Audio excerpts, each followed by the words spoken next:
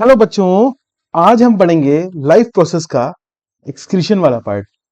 तो आइए इसको शुरू करते हैं और इसी को यहीं पर हम खत्म करेंगे। वन शॉट में एक लेक्चर है, तो आप पूरा लेक्चर देखिएगा और इसको बिल्कुल खत्म करिएगा। चलिए तो शुरू करते हैं। सबसे पहले बात करेंगे इंट्रोडक्शन की। तो इंट्रोडक्शन की हम बात करते हैं, तो सबसे पहले बात करते हैं कि व्हाट इज एक्सक्रीशन। ये एक्सक्रीशन का मतलब क्या है? ठीक है, एक्सक्रीशन का मतलब है process of removal of nitrogenous waste is called excretion. अब नाइट्रोजिनस वेस्ट क्या है? मतलब वो वेस्ट जिसके पास नाइट्रोजन हो। जाहिर सी बात, हम इसकी बात कर रहे हैं, तो ऐसे कौन कौन से वेस्ट हो सकते हैं? ऐसे हमारे पास बहुत सारे वेस्ट हो सकते हैं, बट हम तीन वेस्ट की बात करेंगे। जनरली तीन वेस्ट ही हम लोग पढ़ते हैं, जो कि होता है पहला, हमारे पास होता है पहला होता है अमोनिया, दूसरा urea, and third is your uric acid. ठीक है, ये तीन वेस्ट हो गए। अब देखिए अमोनिया, अमोनिया, यूरिया और यूरिक एसिड में अंतर क्या है? देखिए अमोनिया जो होता है, it is highly toxic, it is highly toxic. ठीक है, इट इज लेस टॉक्सिक, यानी it is toxic, normally toxic बोल देंगे, इट इज लीस्ट टॉक्सिक। ठीक है ना? ठीक है। मोर ओवर, जो टॉक्सिक ज्यादा है उसे पानी की रिक्वायरमेंट ज्यादा होगी, तो हम बोलेंगे more water is required to remove ammonia. ठीक है ना? यहाँ पे लेस वाटर इज रिक्वायर्ड, और यहाँ पे लीस्ट वाटर इज रिक्वायर्ड। ठीक है, अब आप मुझे बताइए, सिंपल सी बात है, इसके एग्जांपल्स देखते हैं। वो एनिमल्स जो पानी में रहते हैं, वो इसलिए क्यों भी रहते हैं? क्योंकि वहां पे उनके पास पानी है और पानी से वो हाईली टॉक्सिक वेस्ट आराम से निकाल सकते हैं।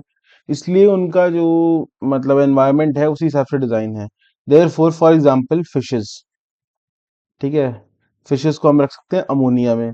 यूरिया की बात करेंगे हम, ह्यूमंस जो हैं वो यूरिया सेक्रेट करते हैं। ठीक है, अच्छा फ्रॉग की बात करें तो फ्रॉग हमारा यूरिया सेक्रेट करता है, और टेटपोल हमारा अमोनिया सेक्रेट करता है। ठीक है, यूरिक एसिड की बात करें, यूरिक एसिड जो होते हैं बर्ड्स एंड सम, हम बोलेंगे इंसेक्ट्स भी सेक्रेट करते हैं ना।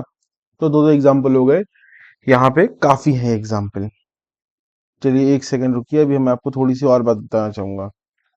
हम लोगों ने काफी चीजें पढ़ी हैं, उसमें से मैं आपको कुछ चीजें बताना चाहूंगा कि सबसे पहले यूनिसेलुलर हम लोगों ने पढ़ा है कभी ना कभी, मतलब मैंने नहीं पढ़ाया होगा बट आपने पढ़ा होगा, और मल्टी सेलुलर ऑर्गेनिजम्स। यूनिसेलुलर का मतलब जैसे कि अमीबा, जैसे कि पैरामीशियम,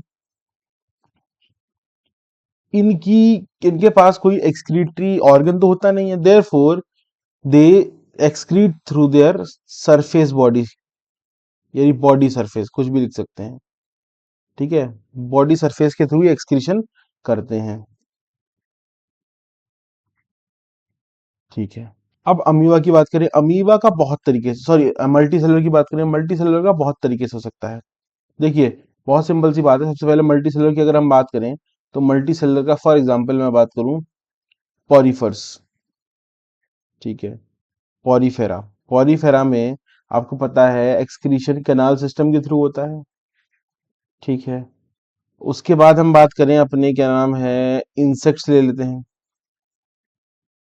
ठीक है, इंसेक्ट्स के पास कुछ मालफीजियन ट्यूब्यूल्स होते हैं, ये स्ट्रक्चर्स बता रहा हूँ मैं आपको। ठीक है, और मैं बात करूँ इंसेक्ट्स के अलावा, तो मैं बात करता हूँ यहाँ पे क्या नाम है, चलो ह्यूमंस की बात कर लेते हैं पहले। ह्यूमंस की बात कर लें, यहाँ पे फ्रॉग की बात कर लें, यानी एम्फीबियन की बात कर लें, यहाँ पे हम बर्ड्स की बात कर लें। ठीक है, इन सब के पास क्या होता है? इन सब के पास होती हैं किडनीज। ठीक है, चलिए और बताते हैं आपको। अच्छा, आप लोगों ने सुना होगा अर्थवर्म। अर्थवर्म के पास होता है नेफ्रीडिया, ठीक है। ये एक स्ट्रक्चर होता है। और आपने सुना होगा एक, क्या नाम है जो आप लोग कट जाता है, फ्लैट वर्म्स, प्लेटी हेलमिंथिस की बात कर रहा हूँ, ठीक है। जैसे कि इसका एग्जाम्पल है प्लेनेरिया। प्लेनेरिया इसका एग्जाम्पल है। और ये किसके थ्रू रेस्पायर करते हैं? They respire through protonephridia, which are also called as flame cells, ठीक है। अब इतनी बात क्लियर है तो इसको दिमाग में आपको बचा के रखना है। क्यों? क्योंकि ये जो है, मैं इस पे, चलो जो जो ऑर्गन है उस पे मैं वो कर दे रहा हूँ, बक्सा बना दे रहा हूँ, तो आपको याद रहेगा। क्योंकि हो सकता है ये आपके स्कूल में जो आपके यूनिट टेस्ट वगैरह होते हैं उनमें शायद पूछ लिया जाए, बट मोस्ट प्रॉब्ली नहीं पूछा जाता है, बट फिर भी रिस्क क्यों लेना, ठीक है। अब हमें ये समझ में आ गया कि यूनिसेलुलर के पास जनरली ऐसा कोई, क्या नाम है, ऐसा कोई ऑर्गन नहीं होता, देयरफॉर उनके पास क्या होता है, उनके पास सिर्फ बॉडी सर्फेसेस होते हैं। और मल्टी सेलुलर की बात करें तो मल्टी सेलुलर के पास मल्टीपल ऑर्गन्स हो सकते हैं, मतलब बहुत सारे ऑर्गन्स हो सकते हैं, पूरा ऑर्गन सिस्टम हो सकता है, ठीक है। जैसे कि मैंने यहाँ पे बहुत सारे एग्जांपल्स आपको दे दिए, ठीक है। अब थोड़ा आगे बढ़ते हैं।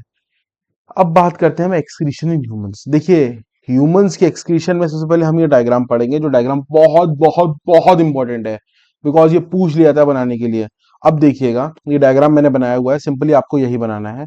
और क्या लिखना है सबसे पहले, ये देखिए, आपके राइट साइड है, बिल्कुल आपके राइट साइड है, जो आपके राइट साइड है उसको आप बोलेंगे लेफ्ट, उल्टा हो जाता है, देयरफॉर हम बोलेंगे लेफ्ट किडनी। जो आपकी लेफ्ट साइड है उसको हम बोलेंगे राइट किडनी। ठीक है, अभी किडनी को डिटेल में पढ़ेंगे, थोड़ा वेट करना। ब्लू कलर का दिख रहा है आपको? अच्छा, हम किडनीज को बोलते हैं रीनल, और जो रीनल मतलब किडनी की तरफ वेन आ रही है उसको बोलेंगे रीनल वेन। किडनीज को बोलते हैं रीनल, जो उसकी तरफ आर्टरी आ रही है उसको बोलेंगे रीनल आर्टरी, ठीक है। मोरओवर यहाँ पे बहुत सारी चीजें पास करती हैं, यहाँ से एओर्टा भी पास करता है, यहाँ से वेना केवा भी पास करता है, बट हमें वो मेजर डायग्राम में नहीं शो कराना है जो हम डायग्राम बनाएंगे, ठीक है। हमें यहाँ पे क्या चीज दिखानी है, हमें यहाँ पे दिखानी, एक सेकेंड, यहाँ पे थोड़ा सा शायद चलो ठीक हो गया, कोई दिक्कत नहीं। अब इसमें हमें क्या दिखाना है, अब देखिए किडनी है ये, किडनी से क्या निकल रहा है, रीनल आर्टरी निकल रही है, रीनल वेन निकल रही है, और ये क्या निकल रहा है, ये निकल रहा है आपकी यूरेट्रस। दीज आर योर यूरेट्रस, ठीक है। यूरेट्रस का काम क्या होता है कि ये किडनी से जो यूरिन है वो ले जाते हैं हमारे ब्लैडर में, that is your urinary bladder, ठीक है। यूरिनरी ब्लैडर क्या करता है, स्टोर करता है यूरिन को, ठीक है। अब यूरिन जब तक स्टोर है जब तक एक सीएनएस का सिग्नल आया, एक इनवॉलेंट्री सिग्नल आया, जिसके बाद ये जो यूरिनरी ब्लैडर में यूरिन है वो हमारे यूरेथ्रा के थ्रू पास हो जाएगी। वेरी सिंपल और बहुत ही आसान है, ठीक है। अब ये यूरेथ्रा की जो लंबाई है वो फीमेल में और मेल में वेरी करती है, ठीक है। फीमेल में ये शॉर्ट होती है, मेल में ये लॉन्गर होती है। देयरफॉर इसी यूरेथ्रा की लंबाई की वजह से फीमेल में यूटीआई होने की संभावना बहुत ज्यादा होती है। UTI means urinary tract infection, ठीक है। अब आपने एक और चीज नोटिस करी हो तो मैं बताता हूं, अगर आपने नोटिस करी है तो आप देखें ध्यान से कि एक तो ये हमारा लेवल है और एक ये लेवल है। अब आप देख पा रहे होंगे कि लेफ्ट किडनी, यहां से क्या देख पा रहे हैं कि left kidney is slightly higher than right kidney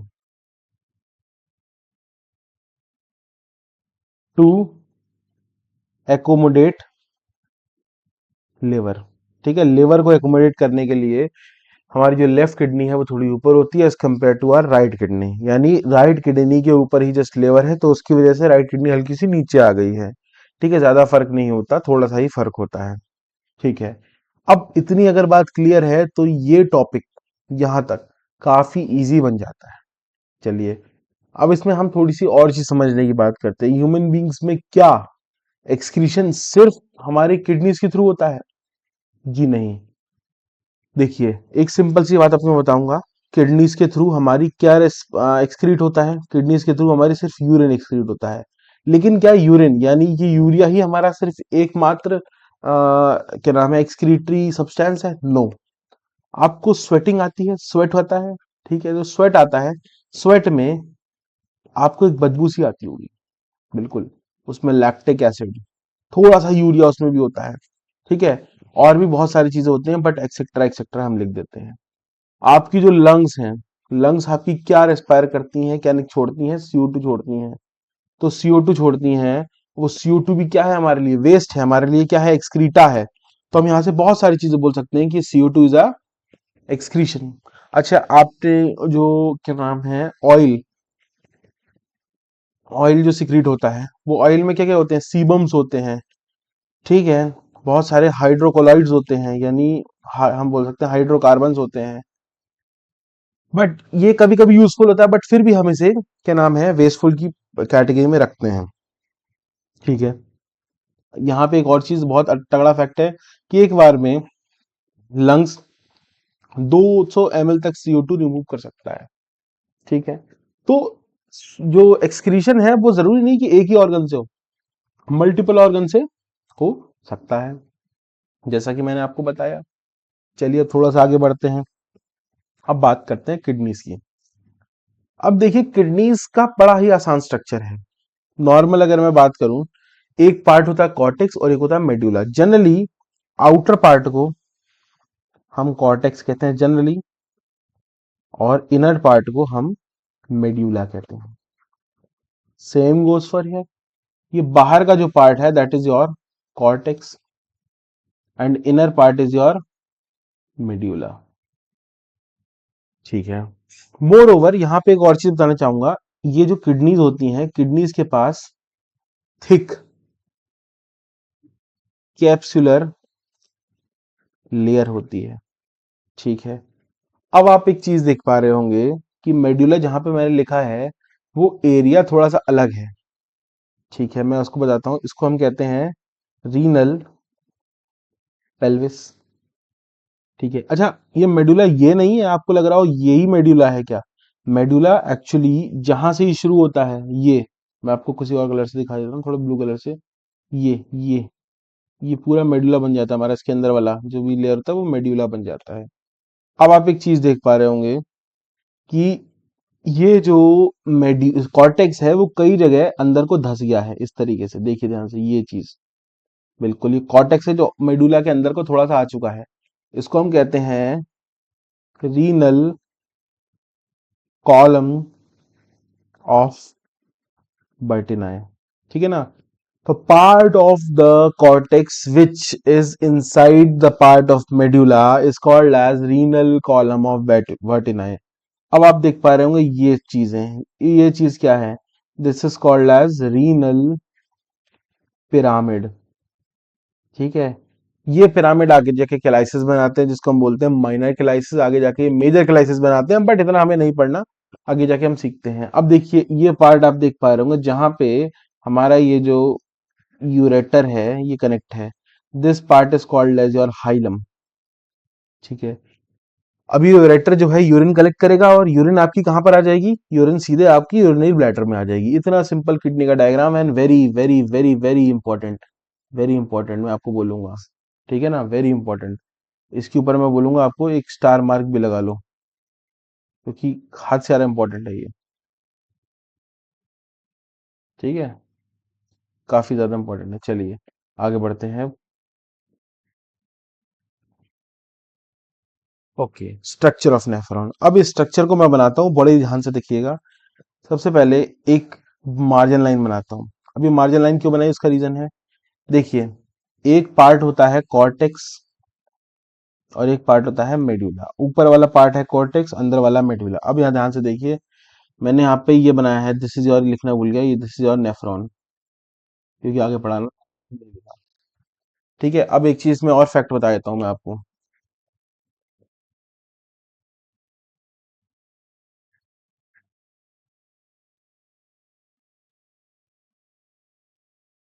ये पार्ट मैं आपको बताता हूँ, ये पार्ट मैं आपको बताना भूल गया।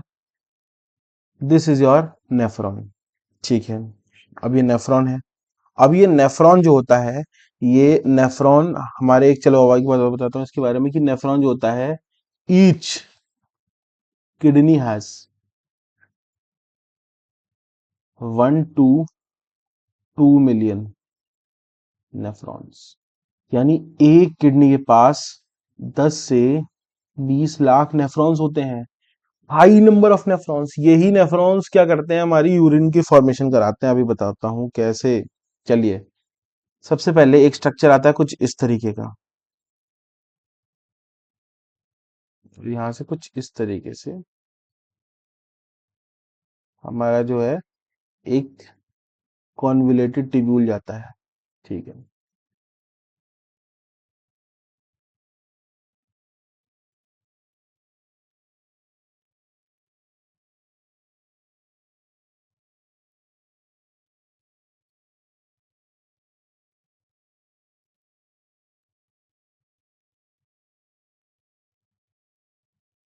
ठीक है, ठीक है।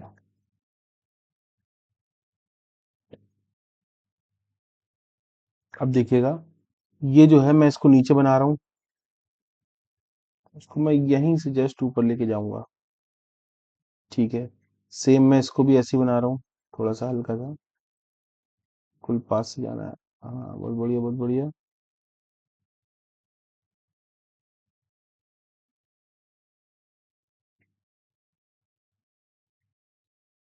ठीक है, और यहाँ पे मैं कॉन्वुलेटेड टिब्यूल बना दे रहा हूँ।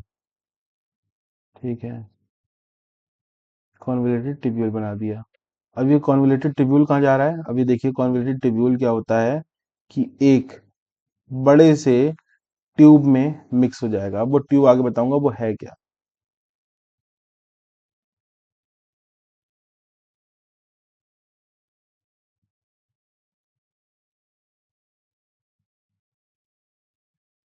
ठीक है, ये है मोटा मोटा नेफ्रॉन का डायग्राम। अब देखिएगा ध्यान से, this is called as afferent arteriole.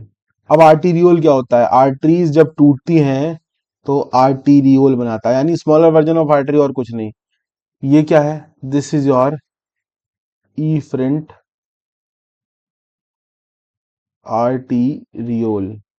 ठीक है ना, इफरेंट आर्टीरियोल। एफरेंट का काम क्या होता है, टू टेक ब्लड, मतलब ब्लड लेके आना। ठीक है, ब्लड लेके आना, इसका काम होता है ब्लड लेके जाना।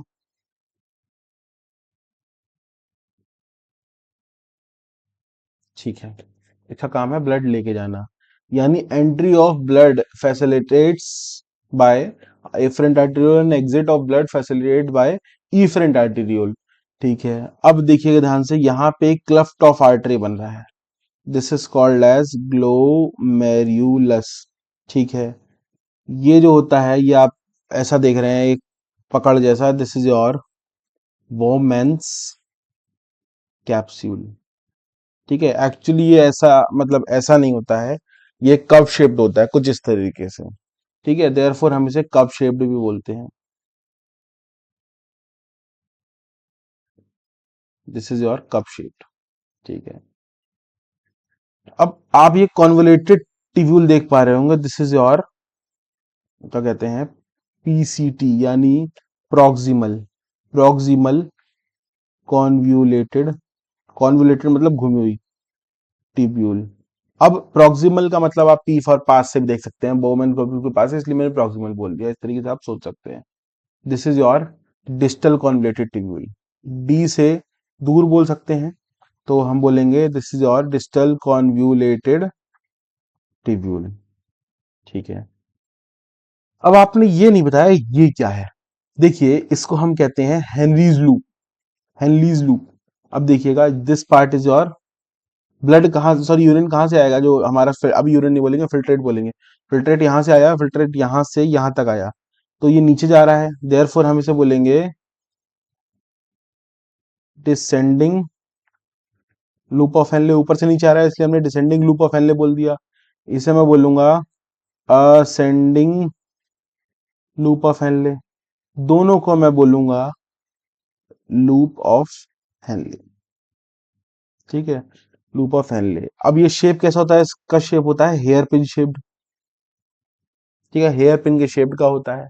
ठीक है, यहीं पर यही जो होता है, ये हेनलेस लूप ही हमारा रिस्पॉन्सिबल होता है for the concentration of urine. Urine यहाँ पे कितने टाइम कंसंट्रेट होता है, 4 टाइम्स कंसंट्रेट हो जाता है। ठीक है, उसके बाद देखिए डिस्टल कॉन्वोल्यूटेड ट्यूब्यूल में जाता है, फिर उसके बाद ये जो ट्यूब देख रहे हैं, दिस इज और कलेक्टिंग डक्ट। अब आप देखिए ध्यान से, मैंने ये जोड़ी है कलेक्टिंग डक्ट से, यहाँ ये भी किसी दूसरे नेफ्रॉन से जुड़ेगी, ये भी दूसरे नेफ्रॉन से जुड़ेगी, यानी हम बोल सकते हैं कि number of collecting duct is less than number of nephron. ठीक है, तो ये बहुत सिंपल सी चीज है। अब देखिएगा, मैं इसकी बात करूंगा, मेजर जो रीअब्जॉर्प्शन होता है, अब क्या बताऊंगा मैं, आगे बताऊंगा रीअब्जॉर्प्शन क्या होता है। मेजर रीअब्जॉर्प्शन होता है वो यहीं पर होता है। ठीक है, तो मैं यहाँ पे बोलूंगा कि major reabsorption takes place here. ठीक है, मेजर रीअब्जॉर्प्शन यहीं पर होता है, मतलब मैं बोलूंगा 90% से ऊपर, 90-95% रीअब्जॉर्प्शन यहीं पर हो जाता है। ठीक है, बाकी कुछ रीअब्जॉर्प्शन यहाँ पर भी होता है, जिसको हम बोलते हैं कि ऐसा रीअब्जॉर्प्शन जिसमें पानी रीअब्जॉर्ब होता है। जनरली यहाँ पे पानी रीअब्जॉर्ब होता है, यहाँ पे बहुत सारे मिनरल्स, ग्लूकोज, अमीनो एसिड्स होते हैं। अगर इतनी बात क्लियर है तो हम आगे बढ़ सकते हैं। ठीक है, अब मैं आगे एक आप चीज आपको बताता हूँ, एक थोड़ी सी नॉलेज वाली चीज है जिसको आप सिर्फ नोट पॉइंट में लिखिए। आपको अगर पढ़ना हो तो पढ़िए, वरना कोई बड़ी चीज नहीं है। देखिएगा ध्यान से कि हमने बात करी है ग्लोमेरुलस की, मैं लिखता हूं ग्लोमेरुलस प्लस वोमेन्स कैप्सूल, इन दोनों को मिला के हम कहते हैं रीनल कॉर कॉर्पस्कल्स। ठीक है ना, ठीक है, इन दोनों को मिला के हम कहते हैं रीनल कॉर्पस्कल्स। ठीक है, कोई इतनी इंपॉर्टेंट बात नहीं है, बट फिर भी अगर आपको जानना है तो आप जान सकते हैं। ठीक है, और बात करते हैं, तो यहाँ पे नोट पॉइंट्स और भी लिख लेते हैं कि मेजर रीएब्जॉर्प्शन कहाँ पर होता है। मेजर रीएब्जॉर्प्शन होता है पीसीटी में। ठीक है, उसके बाद कंसंट्रेशन ऑफ यूरिन कहाँ पर होता है, मैंने बताया लूप ऑफ हेनले में होता है। ठीक है, इसके बाद हम बोले कि अभी क्या नाम है हमारा जो मेन फिल्ट्रेट है, वो यूरिन कहाँ पे जाके बनता है, मींस हम बोलेंगे फिल्ट्रेट कलेक्टिंग डक्ट में भी नहीं, बल्कि हम बोलेंगे यूरिनरी ब्लैडर में, यूरेटर्स में जाके यूरिन बनता है, यूरिन यूरेटर्स में पास होता है। ठीक है, बट उससे पहले हम एक चीज देखते हैं यहाँ पे कि ये जो एब्जॉर्प्शन हो रहा है, ये एब्जॉर्प्शन हो रहा है डिस्टल में, डिस्टल ट्यूब्यूल में, यहाँ पे जनरली वाटर का एब्जॉर्प्शन होता है, तो हम बोलेंगे major water is absorbed in DCT. अच्छा, इसमें एक और चीज, कलेक्टिंग डक्ट भी आप लिखें, इसमें कलेक्टिंग डक्ट भी लिखा जाएगा। ठीक है, अगर इतनी बात क्लियर है, आपको स्ट्रक्चर ऑफ नेफ्रॉन मैंने बहुत हद से ज्यादा करा दिया है, और इससे ज्यादा आपको नहीं जानने की जरूरत है। ठीक है, अच्छा एक और चीज जो मैंने लिखी है कि कॉर्टेक्स में कौन कौन सी चीजें होती हैं, चलो वो भी लिखवाई दे रहे हैं। देखिए, कॉर्टेक्स में आपकी होती है ग्लोमेरुलस, ठीक है, कॉमा बोमेन्स कैप्सूल। ठीक है, अब बोमेन्स कैप्सूल होती है आपकी, होती है पीसीटी, होती है आपकी डीसीटी होती है। अब मेडुला की बात करें, मेडुला में क्या होता है, मेडुला में आपकी होती है सबसे पहले लूप ऑफ हेनले, LOH, और कलेक्टिंग डक्ट, इतनी चीजें होती हैं। ठीक है, और ये आपको अच्छे से आ गया होगा, क्योंकि बहुत ही सिंपल तो नहीं है, पर बहुत ही आसान, मैंने आसान तरीके से मैंने आपको समझा दिया, क्योंकि ये चीज सिंपल नहीं थी। अगर आपको आ गई है, वेल एंड गुड, अगर नहीं आई है, एक बार फिर से आप देख सकते हैं और देखने की कोशिश करें, मैं तो कहूंगा नहीं आई तो। अब formation and removal of urine, देखिए, अब मैं बात करूंगा फॉर्मेशन ऑफ यूरिन। सबसे पहला इसमें जो सबसे पहली बात करें वो होता है अल्ट्रा फिल्ट्रेशन। ठीक है, अल्ट्रा फिल्ट्रेशन मैं कैसे बोलूंगा, सबसे पहले देखिएगा ध्यान से, मैंने बोला कि मैंने बनाया वोमेन्स कैप्सूल। ठीक है, ये है आपका वोमेन्स कैप्सूल। ठीक है, मैंने बना लिया यहाँ पे, कुछ इस तरीके से बनाया। और यहाँ पे क्या होता है, यहाँ पे होती है ग्लोमेरुलस, कुछ इस तरीके से आती है। अब आप इस चीज को बहुत ध्यान से देखिए, किस चीज को, जो मैं आपको दिखा रहा हूँ यहाँ पे।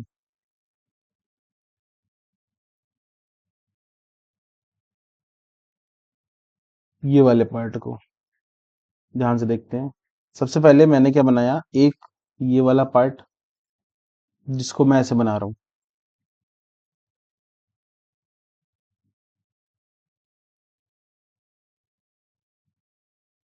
ठीक है, ये मैंने क्या बनाया, अंदर वाली वॉल इसकी। अब मैंने थोड़ी जगह छोड़ दी और यहाँ पे मैंने बताया, यहाँ पे बनाया ग्लोमेरुलस की एक वॉल। ठीक है, अब इन दोनों चीजों में आप एक चीज बड़े ध्यान से देखें कि आपको इसमें क्या दिख रहे हैं। इसमें आपको दिख रहे हैं स्लिट पोर्स। ये आपकी एक्चुअली क्या होती है, this is your capillary wall. ठीक है, ये कैपिलरी होती है। ठीक है, और यहाँ पे एक मेम्ब्रेन होती है जो हम बाद में जाके अगर बायो लेंगे तो पढ़ेंगे, बेसमेंट मेम्ब्रेन। ठीक है, अब होता क्या है कि जो इसमें फिल्ट्रेट होता है, फिल्ट्रेट का मतलब अभी तो ब्लड ही है। अब ब्लड जो होता है, ब्लड में से आप आरबीसी हटा दो, मेजर प्रोटीन्स हटा दो, तो जो चीज बची वो यहाँ से पास हो जाती है आसानी से। ठीक है, अब वो चीज पास हो चुकी है, पास हो गया, हमारे पीसीटी में जाएगी। तो इस चीज को हम कहते हैं अल्ट्रा फिल्ट्रेशन। ठीक है, अल्ट्रा फिल्ट्रेशन किस में होता है, हमारे रीनल कॉर्पस्कल्स में होता है। ठीक है, पहला होता है अल्ट्रा फिल्ट्रेशन, दूसरा होता है री एब्जॉर्प्शन। अब जैसा मैंने बताया कि आपके पास यहाँ पे पीसीटी है, पीसीटी में मेजर रीअब्जॉर्प्शन होता है। तो रीअब्जॉर्प्शन यहाँ पर भी होता है, यहाँ पर भी होता है। मतलब रीअब्जॉर्ब का मतलब जो फिल्ट्रेट अंदर है उसमें से भी कुछ सामान जो हमारा यूजफुल है, उसमें से भी जो सामान हमारा यूजफुल है हम उसमें से निकाल लेंगे। तो reabsorption is a process of removing useful substances from filtrate. ठीक है, तीसरा हमारा होता है सिक्रीशन। अब कुछ ऐसा भी हो सकता है कि जैसे यूजफुल चीजें हमारे फिल्ट्रेट में थी वैसे बेकार चीजें हमारे ब्लड में हो। ठीक है, तो हम बोलेंगे process of removing unwanted substance from blood. ठीक है, अब देखिए अल्ट्रा फिल्ट्रेशन हुआ, फिर उसमें से यूजफुल चीजें निकाली और बेकार चीज जो ब्लड में थी उसमें डाल दी, तीनों चीजें हो गई हैं। अब ये ब्लड कहां पर जाएगा, दिस ब्लड, जो सब कुछ हो गया, दिस, सॉरी दिस फिल्ट्रेट अभी बोलूंगा, ब्लड गलत बोल गया, this filtrate moves to collecting duct. ठीक है, कलेक्टिंग डक्ट में मूव कर गया, कलेक्टिंग डक्ट से कहां मूव करेगा, यूरेटर्स में, और यूरेटर्स में से ये मूव करेगा यूरिनरी ब्लैडर में, जहां पे ये स्टोर हो जाएगा। और बहुत ही सिंपल ये प्रोसेस है जो हमने समझा, और इसी तरीके से हमारी यूरिन बनती है। ठीक है, अच्छा, यूरिन का जो एक छोटी सी आपको बताऊंगा और, कि यूरिन जनरली एक पेल येलो कलर की यूरिन होती है। ठीक है, क्योंकि इसमें पिगमेंट्स होते हैं, बहुत सारे येलो कलर्स के पिगमेंट्स होते हैं। मोर ओवर ये थोड़ी सी एसिडिक पीएच की होती है। ठीक है, एसिडिक पीएच क्यों, क्योंकि इसमें यूरिया होता है। ठीक है, और बहुत सारी एसिडिक एसिडिक चीजें होती हैं। ठीक है, इसमें एक कैरेक्टरिस्टिक स्मेल आती है जिसको हम कहते हैं ओडोर, ओडोर स्मेल। ये ओडोर स्मेल इसकी केमिकल्स की वजह से आती है, जो इसमें सब्सटेंसेस होते हैं उसकी वजह से आती है। तो यूरिन का जो बहुत खास होता है, देयर फोर यूरिन में कभी कभी, फॉर एग्जाम्पल अगर कभी किडनीज खराब हैं तो हम यूरिन एनालिसिस भी करते हैं। यूरिन एनालिसिस से हमें पता चलता है कि हाँ इसमें मेजर जो प्रोटीन्स वगैरह हैं वो तो नहीं है क्या, इसमें जो प्रोटीन्स हमें नेसेसरी हैं वो ज्यादा है कि कम है। अच्छा मान लो कोई जैसे ब्लड आ रहा है तो ब्लड के सेल्स हमें दिखेंगे इसमें, ठीक है। हो सकता है कि और कोई प्रॉब्लम हो, जैसे कोई पस सेल्स विजिबल हो, तो ये सब चीजें हम इसमें देखते हैं। मोर ओवर यूरिन जो होती है वो हमारी कहाँ पर बनती है, यूरिन हमारी यूरेट करेक्टिन रख के बाद ही हम उसे यूरिन बोलते हैं, उससे पहले तक हम उसे फिल्ट्रेट बोलते हैं। तो फॉर्मेशन भी क्लियर होना चाहिए, रिमूवल ऑफ यूरिन भी क्लियर होना चाहिए, ठीक है। अब हम बात करेंगे, सॉरी यूरिन रिमूवल, यूरिन का एक छोटा सा पार्ट रह रहा है जो मैं अभी बताने वाला हूँ। देखिए हमारी यूरिनरी ब्लैडर में यूरिन स्टोर है, यूरिनरी ब्लैडर में हमारी यूरिन स्टोर है, ठीक है। अब ये यूरिन जो स्टोर है, एक सीएनएस से सिग्नल आएगा जो कि कैसा होगा, इनवॉलेंट्री। इनवॉलेंट्री सिग्नल जो होगा वो हमारे स्मूथ स्पिंक्टर्स, स्पिंक्टर्स जो होती हैं वो मसल्स होती हैं जो खुल जाती हैं, खुद खोल देगा। अब जैसे ही खुल जाएंगे, जब हमें फील होगा तो हम अपने स्केलेटल टल स्पिंक्टर्स को खोल देंगे और फिर हम यूरिन पास कर देंगे, किसके थ्रू, यूरेथ्रा के through. Very very very simple, ठीक है। अब बात करते हैं कि किडनी इडनी हमने सब कुछ पढ़ ली, बहुत सारी चीजें पढ़ ली। अब बात करते हैं कि क्या ऐसा हो सकता है किसी की किडनीज फेल हो जाए, बिल्कुल हो सकता है। अब किसी की किडनी फेल हो जाए तो ऐसी सिचुएशन में हम डॉक्टर्स जो क्या करते हैं, डॉक्टर्स उसे आर्टिफिशियल किडनीज दे देते हैं। अब ये आर्टिफिशियल किडनीज देने का क्या मतलब है, आर्टिफिशियल किडनीज का मतलब है कि उनकी dialysis, that is haemodialysis, haemo means blood and dialysis means कि उनकी जो है डायलिसिंग फ्लूइड में उनके जो किडनीज का जो काम है वो ये आर्टिफिशियल किडनीज कर रही है, डायलिसिस मशीन, ठीक है। अब देखते हैं इस मशीन को हम बनाते कैसे, सिंपली हम क्या करेंगे, एक एक ये बना ले रहे हैं और इसको मैं चलो ब्लैक कलर से बना दे रहा हूँ, ठीक है। और मैंने क्या किया, मैंने अंदर एक सेलोफेन ट्यूब लिया कुछ इस तरीके से। ये हाईली कॉइल्ड होगा, बहुत ज्यादा कॉइल्ड होगा, ठीक है ना, बहुत ज्यादा कॉइल्ड होगा। वो क्यों होगा वो मैं अभी को अभी बताता हूँ। एक्चुअली ये थोड़ा सा बनाना थोड़ा सा टफ हो जाता है, ये बनता ही नहीं है आसानी से, you have to be very precise, ठीक है।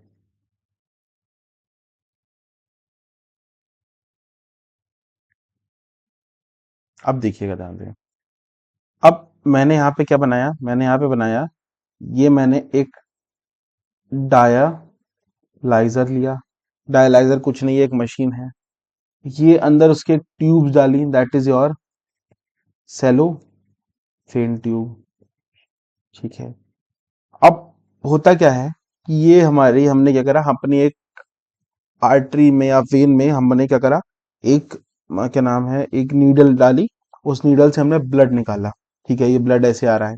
अब ब्लड आप बताइए अगर बाहर आता है तो कैसा हो जाता है, वो क्लॉट हो जाता है, बिल्कुल क्लॉट हो जाता है। अब मैंने आपको अगर पता हो तो एक सब्सटेंस होता है हेपरिन, ठीक है। ये हमारे ब्लड में होता है, दैट इज हम इसे कहते हैं एंटी कोआगुलेंट, ठीक है। तो हम ना जमे तो इसलिए हमारे ब्लड में ये होता है, बाहर जाके ये बाहर में नहीं होता, तो हम यहाँ पे क्या करेंगे, एक हेपरिन ऐड कर देंगे थोड़ा सा, मतलब उसके कुछ कुछ क्वांटिटी होती है, हम थोड़ा हेपरिन ऐड करेंगे। जैसे ही हेपरिन ऐड करेंगे ब्लड जाएगा हमारे सेलोफेन ट्यूब में। अब सेलोफेन ट्यूब्स के बाहर कुछ सब्सटेंस होता है, सब्सटेंस का मतलब थोड़ा लिक्विड होता है, चारों तरफ होगा, इस लिक्विड को हम कहेंगे डायलाइजिंग फ्लूइड। अब ये डायलाइजिंग फ्लूइड की बात क्या है, अभी डायलाइजिंग फ्लूइड होता कैसा है, it has same composition as of your filtrate. Filtrate का मतलब इसमें बस यूरिया नहीं होगा, ठीक है। अब ये इससे पास करेगा, पास करेगा, पास करेगा, जितने भी इसके नाइट्रोजन वेस्ट होंगे, फॉर एग्जांपल यूरिया, ये सिक्रीट कर देगा। ऐसे ही यूरिया सिक्रीट करता रहेगा, करता रहेगा, करता रहेगा, और एंड में हम इसे अपने ब्लड स्ट्रीम में वापस भेज देंगे। अच्छा हमने इनिशियली क्या ऐड करा था, हैपरिन, तो यहाँ पे हम ऐड करेंगे एंटी हेपेरिन, ठीक है ना, मतलब हेपरिन को काटने वाला। जैसे कि वेनम होता है ऐसे एंटी वेनम होता है, ऐसे हेपरिन है वैसे एंटी हेपरिन है। ठीक है, जैसे ही हम ऐसे ऐड करेंगे फिर हमें ब्लड में छोड़ देंगे। ये प्रोसेस लगातार रिपीट होता रहता है, लगातार रिपीट होता रहेगा, क्योंकि एक बार में हम ब्लड तो निकाल नहीं सकते पूरी बॉडी से। ब्लड पूरी बॉडी में लगातार घूम रहा है तो हमें लगातार कई घंटों तक करना पड़ेगा। यानी ये प्रोसेस लगभग 5 आवर्स से 6 आवर्स तक का ये प्रोसेस होता है। ठीक है, ये प्रोसेस मतलब पेनफुल नहीं होता, हम बोलेंगे इट इज अ पेनलेस। ठीक है, मतलब बहुत ही दर्द, मतलब नेडल चुभने का दर्द होता है, बाकी कुछ नहीं होता। ठीक है, अब ये जो आर्टिफिशियल किडनीज होती हैं ये होता है बिल्कुल लास्ट प्रोसेस। तो हम बोलेंगे जब एक्यूट किडनी फेलियर होती है तब हम इसे यूज करते हैं, वरना अगर हमारी किडनी थोड़ी भी काम कर रही होती हैं तो हम इसको यूज नहीं कर रहे होते हैं। ठीक है, हाँ। अच्छा, आप लोगों ने एक बात सुनी होगी, एक शब्द सुना होगा, ट्रांसप्लांट। ठीक है, ये ट्रांसप्लांट का मतलब क्या होता है? ट्रांसप्लांट का मतलब है कोई भी ऑर्गन लिया, उसको हमने किसी दूसरे के ऑर्गन में लगाया और वो शुरू कर दिया हमने। सिंपल, इतना ही होता है। बट इसके लिए बहुत सारी कॉम्प्लिकेशंस होती हैं, बहुत सारे टेस्ट होते हैं जो हमें करवाने पड़ते हैं। बट फिर भी ये ट्रांसप्लांट बहुत ही मुश्किल है। अभी तक कुछ ही ऑर्गन्स का हम ट्रांसप्लांट कर पाए, सारे ऑर्गन्स का नहीं कर पाए हैं। इसमें से किडनी का जो ट्रांसप्लांट है वो काफी ही मेजर है। तो किडनी का ट्रांसप्लांट हम करते हैं, ठीक है, लेकिन जब तक हमें ऑर्गन नहीं मिलता, यानी जब तक हमें किडनीज नहीं मिलती, तब तक हम उसकी क्या करते हैं, हम आर्टिफिशियल किडनी से काम चलाते हैं। ठीक है, तो क्या ये आर्टिफिशियल किडनी एक परमानेंट सोल्यूशन है? No, this is not a permanent solution. Therefore कई बार क्या होता है, पेशेंट जो होते हैं किडनीज के, they are very very very पतले, बहुत बहुत पतले होते हैं। क्यों होते हैं? बिकॉज मेजॉरिटी प्रोटीन्स हम उनसे ले लेते हैं। ये काफी मतलब प्रोटीन्स इसमें से निकल जाते हैं, बहुत सारे उनके जो मिनरल्स हैं हम उनसे ले लेते हैं। तो ये काफी मतलब खतरनाक प्रोसेस तो नहीं है, but it's a life threatening process हम थोड़ा बहुत कह सकते हैं, बिकॉज यहाँ पे प्रोटीन्स और वो काफी माल फंक्शन हो जाती है। Therefore artificial kidney is not a permanent, therefore it's a temporary solution. अब परमानेंट सॉल्यूशन क्या है?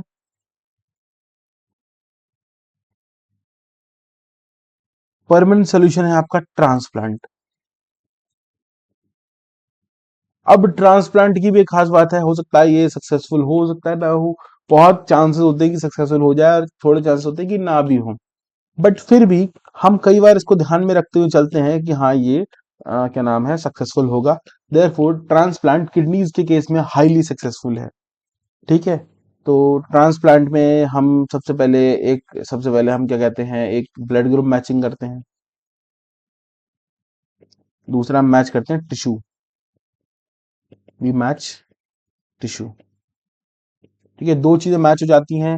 और डोनर, अगर डोनर तो दोनों साइड का हो सकता है, मतलब घर का भी और बाहर का भी, डिपेंडिंग अपॉन सिचुएशन, जैसा आप कुछ कर पाए। बट मेजोरिटी हम दो चीजें ये मैच करते हैं, और मेजोरिटी टाइम देखा गया है कि ब्लड ग्रुप और टिश्यू किसी घर के ही बंदे में जो है सेम पाया गया है। ठीक है, अब बात करते हैं एक्सक्रीशन इन प्लांट। देखिए, एक्सक्रीशन इन प्लांट्स की बात करें तो प्लांट्स जो हैं वो एक्सक्रीट करते हैं, बिल्कुल करते हैं, लेकिन इतने हाई रेट पे नहीं करते एज कंपेयर टू अस। ठीक है, अब बात करेंगे सबसे पहले गैसियस वेस्ट की। तो गैसियस वेस्ट समझ सकते हैं, जैसा मैंने बताया हम लोग CO2 एक्सक्रीट करते हैं, तो ये स्टोमेटा से CO2 एक्सक्रीट करते हैं। मोर ओवर ये कई बार जहां से अदर गैसेस रिलीज करते हैं। ठीक है, तो ये जो गैसियस वेस्ट है वो बहुत ही सिंपल है। It majorly occurs because of transpiration. तो ट्रांसपिरेशन प्रोसेस होता है, उसकी वजह से मेजरली होता है। ठीक है, अब आगे बढ़ते हैं, आगे देखेंगे लिक्विड वेस्ट। अब लिक्विड वेस्ट, अब देखिए हमारे जो प्लांट्स हैं उनके पास एक सेकेंडरी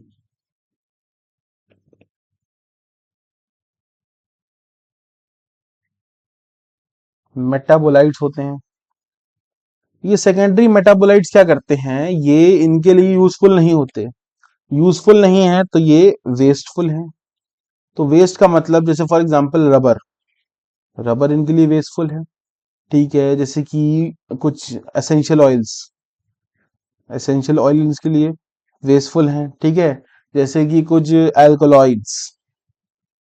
ठीक है, जैसे कि हम बात करें कुछ क्या नाम है, लैक्टिन्स। तो ये सारे इनके लिए वेस्ट हैं। अच्छा, रबर क्या होता है? Rubber is a form of cellulose. ठीक है, ये जनरली सेल्यूलोज जो होता है वो जाइलम में जाके रुक जाता है। एसेंशियल ऑयल्स इनके लिए अच्छे नहीं होते, देयरफॉर हमारे इनके लिए वेस्टफुल हैं। एल्कोलॉइड्स, एल्कोलॉइड्स जैसे कि हम बात करें मॉर्फिन। हाँ, मॉर्फिन का एक छोटा सा फंक्शन है कि ये जो होते हैं ये दूसरे ऑर्गेनिज्म को दूर रखते हैं, बट इनके लिए वेस्टफुल है, ऐसा कोई नहीं है। लैक्टिन्स भी होते हैं, तो ये सारे अब इनके लिक्विड वेस्ट होते हैं। बट ये लिक्विड वेस्ट अभी बताऊंगा आगे हमारे लिए कैसे यूजफुल है। ठीक है, थोड़ा आगे बढ़ते हैं, अब बात करते हैं सॉलिड वेस्ट की। देखिएगा, अब मैंने जैसे आपको पहले भी बता रखा है कि ये पूरा हमने बोला ये सिलेंडर है, मतलब ये ट्रंक है। अब इस ट्रंक के आजू बाजू बहुत सारी इस तरीके से चीजें होती हैं। चलिए इसको बीच में रखते हैं बिल्कुल। ठीक है, अब होता क्या है कि मेजॉरिटी पोर्शन, बीच ये देखो साइड वाले पोर्शन में तो ऑक्सीजन जाती है, मैंने आपको कल बताया था। जो रेस्पिरेशन मैंने पढ़ाया था, मतलब पहले जो लास्ट लेक्चर बताया था उसमें बताया था रेस्पिरेशन जो होती है इस एरिया में होती है, यानी ये लिविंग होगा, जाहिर सी बात है लिविंग होगा। लेकिन अंदर का जो होता है, दिस इज योर डेड, जिसको हम हार्ड वुड कहते हैं। This is your dead. अच्छा, बाहर वाले को क्या कहेंगे? बाहर वाले को हम कहते हैं सैप वुड। ठीक है, ये डेड होता है, इसको हम जनरल भाषा में वुड कहते हैं। ठीक है, it is formed inside xylem. ठीक है, ये वुड होता है। अब वुड तो इनके लिए वेस्टफुल है, लेकिन हमारे लिए यूजफुल है। ठीक है, अभी देखो टिम्बर विम्बर हम सब बनाते हैं, वो हमारे लिए काफी यूजफुल है।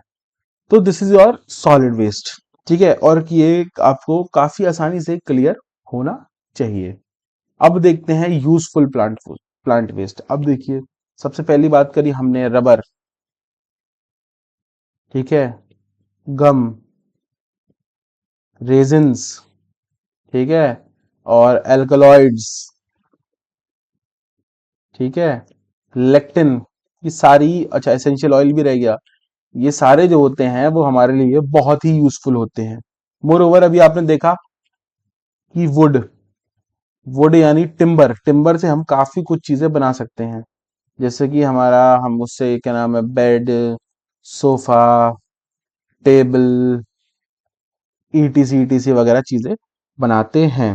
ठीक है, अब इतनी अगर बात क्लियर है तो आप ये चैप्टर आप पूरा कर चुके हैं। और कितना ही आसान चैप्टर था। एक बार मैं आपको एक हल्की सी बात बताऊं, इसमें क्या क्या इंपॉर्टेंट है, क्योंकि सबसे ज्यादा इंपॉर्टेंट जो भी है वही चीज आपको बार बार रिवाइज करनी है। देखिएगा, मैं स्टार लगा दूंगा जहां जहां जो जो इंपॉर्टेंट है। ठीक है, ये स्टार मैं छोटा सा बना दे रहा हूँ, बस मैं स्टार लगा दूंगा जो जो इंपॉर्टेंट है। चलिए, देखिएगा, ये आपका इतना इंपॉर्टेंट नहीं, बट ये डेफिनेशन बहुत इंपॉर्टेंट है। ये डेफिनेशन को आपको ढंग से याद करना है। ठीक है, यहाँ पर ये दोनों ही चीजें काफी इंपॉर्टेंट है। ठीक है, बट ये इंपॉर्टेंट नहीं है, बट हमें याद रखना है फिर भी। चलिए नेक्स्ट, ये तो बहुत ही ज्यादा इंपॉर्टेंट है, बहुत ही ज्यादा इंपॉर्टेंट है। मतलब आपको उसको पूरा ढंग से याद रखना है। ठीक है, एक्सक्रीशन इन ह्यूमंस। ठीक है, इसको तो रट्टा मार लो किस तरीके से डायग्राम बनेगा। ठीक है, कोई इतना प्रॉपर नहीं है, बट फिर भी आप याद कर सकते हैं तो करिए, बट इतना इंपॉर्टेंट नहीं है। ठीक है, kidneys, this is very important diagram, काफी इंपॉर्टेंट डायग्राम है। तो आप इसको भी याद करिए, मतलब देखिए अच्छे से, इसकी लेबलिंग अच्छे से देखिए, इसको बनाना सीखिए, बार बार प्रैक्टिस करिए, तब होगा। ठीक है, और कई बार ये ट्रू फॉल्स में पूछ लिया जाता है, याद रखिएगा। स्ट्रक्चर ऑफ नेफ्रॉन, काफी बार ये जो है स्ट्रक्चर ऑफ नेफ्रॉन, मतलब हमसे क्या नाम है, पूछा नहीं गया, बट काफी बार इसके स्ट्रक्चर्स पे हमसे क्वेश्चन आए हैं, जो कि मैंने जितनी इंफॉर्मेशन बताई वो मोर देन सफिशिएंट है। ये हो सकता है आ जाए इस बार, अगर टफ पेपर आए तो ये चीज शायद पूछ सकते हैं। ठीक है, ये number of CD is less than number of nephrons. चलिए, अब थोड़ा आगे चलते हैं। अब जैसे ही हम आगे चलते हैं, हम देखते हैं कि ये इंपॉर्टेंट जितना नहीं है, बट ये जितने भी हमने पॉइंट लिखे हैं, दिस इज एक्सट्रीमली इंपॉर्टेंट। ये ऊपर वाला इतना इंपॉर्टेंट नहीं है। चलिए, formation and removal of urine, major बहुत अच्छा टॉपिक है, और काफी चांसेस होते हैं यहाँ से क्वेश्चन आने के। ठीक है, इतना इंपॉर्टेंट नहीं है, ये दोनों ही इतने इंपॉर्टेंट नहीं है, ये थोड़ा सा हल्का सा इंपॉर्टेंट है, ज्यादा ये भी नहीं है। ठीक है, वेरी वेरी वेरी इंपॉर्टेंट। इसको आपको अच्छे से पढ़ना है, अच्छे से सोचना है। ठीक है, आगे चलते हैं। Transplant not important, important. ठीक है, इम्पोर्टेंट, इम्पोर्टेंट। और ये भी ठीक है, इम्पोर्टेंट ही है, इतना कोई टफ तो है नहीं, इम्पोर्टेंट की श्रेणी में रखते हैं। तो अब ये चैप्टर हम यहीं पे समाप्त करते हैं। और काफी आसान चैप्टर रहा है, कोई टफ नहीं था। और जितना भी पोर्शन हम लोगों ने पढ़ा, मैंने सारी एनसीईआरटी कवर कर ली है, सारे मतलब जितनी बुक्स हैं, मेजॉरिटी बुक्स मैंने कवर कर ली है। मेजॉरिटी क्वेश्चन आपके यहाँ से कवर हो जाएंगे, मेजॉरिटी जितना भी आपका सिलेबस है एक्सक्रीशन का, वो कंप्लीट हो जाएगा। किसी भी स्कूल से है, बस सीबीएसई बोर्ड ओरिएंटेड है, बस ये ध्यान रखिएगा। बाकी जितना भी है मैंने कवर कर दिया है। और आगे भी हम आपके लिए ऐसे अपडेट्स, ऐसे ही लेक्चर लाते रहेंगे। प्लीज हमें सब्सक्राइब, लाइक करें। और thank you, bye bye, tata, good bye.